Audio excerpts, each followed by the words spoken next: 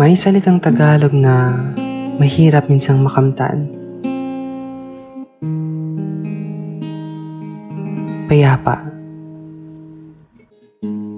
Mayroong lungkot sa iyong Sa gitna ng magulong mundo, may mga araw na puno ng ingay, problema, at mga salitang nakakasakit. May mga sandaling tila mabigat ang lahat at gusto na lamang huminto at magpahinga. Ngunit sa kabila ng lahat ng ito, may natatanging kapayapaan na hinahanap ng tao. Hindi ito agad nakukuha dahil ito ay nangangailangan ng pagtanggap, pagbitaw sa mabigat na nakaraan, at pagpili na maging mahinahon kahit may unos.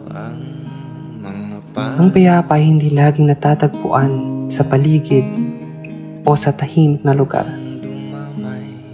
Minsan, ito ay nasa loob ng sarili, sa simpleng sandali ng paghinga ng malalim at pagpapalaya sa isip mula sa alalahanin.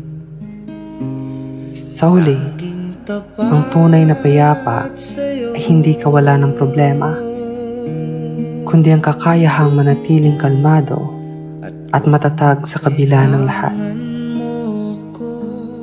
Kaya, magpahinga ka.